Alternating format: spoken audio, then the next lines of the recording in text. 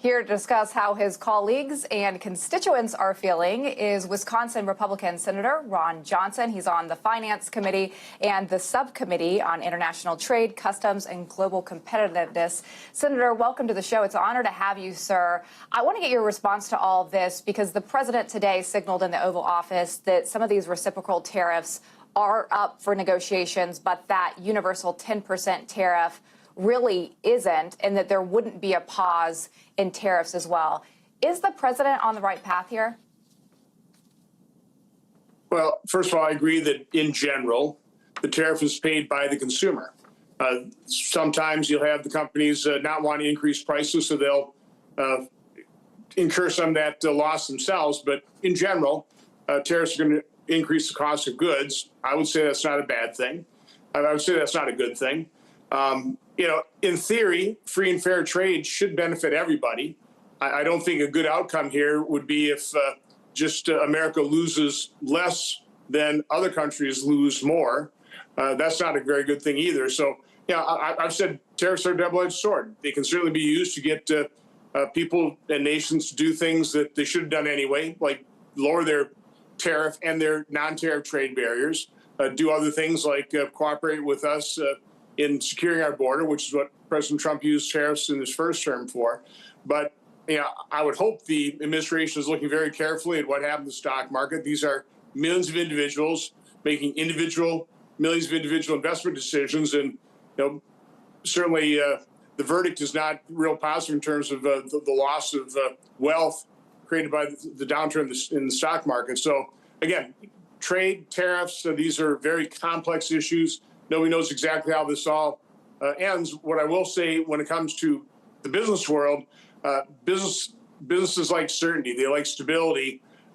What's happening right now is creating an awful lot of instability. So from my standpoint, the sooner we can bring stability and certainty back to the economy, the better. Let's talk a little bit about that, because we saw over the weekend that J.P. Morgan Chase put its likelihood of a global recession up to 60%.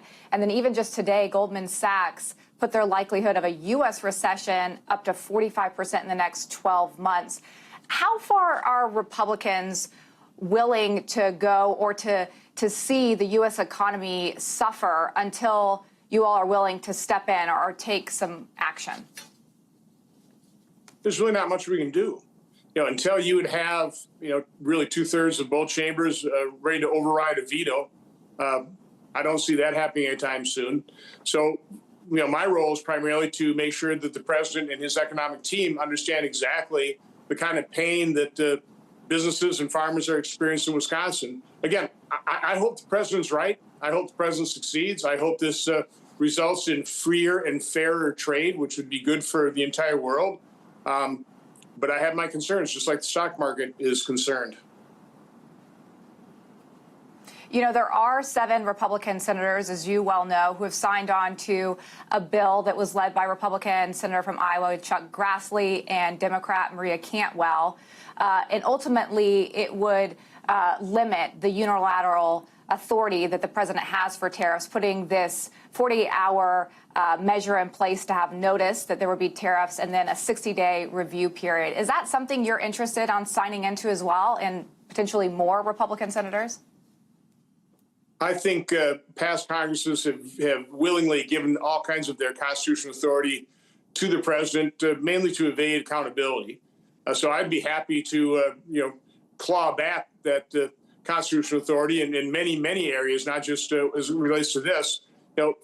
Currently, again, unless you have 2/3 of both bodies willing to override a veto, and we can talk about that bill, it's not going to happen. So right now, I've got to give the president and his economic team the benefit of the doubt that he's got a strategy here.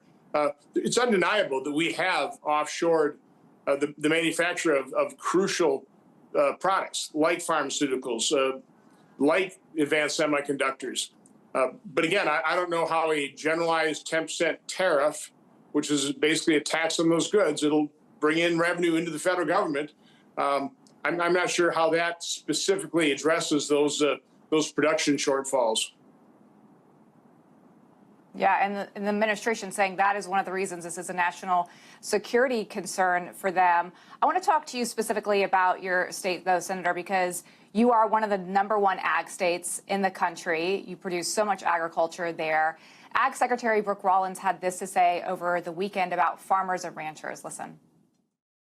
I have no doubt that I speak on behalf of President Trump when he would say he has the utmost confidence in the team and what they have built and what they have put together. And we are unleashing a new golden age, and we will see an economy that will benefit not just every corner of America, but our farmers and our ranchers and the people that have been left behind for far too long by both Republicans and Democrats.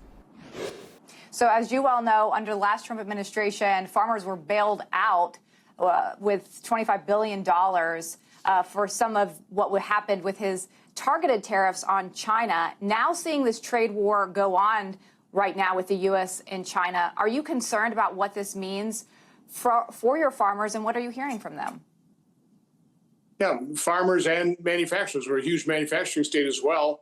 Manufacturers that import some components that they assemble to higher value product and then try and export, and they won't be able to compete. So again, I certainly fear retaliation. As I told President Trump in his first term when he was talking about tariffs, I said, bigger problem, what is a larger problem above a trade deficit is we don't have enough workers.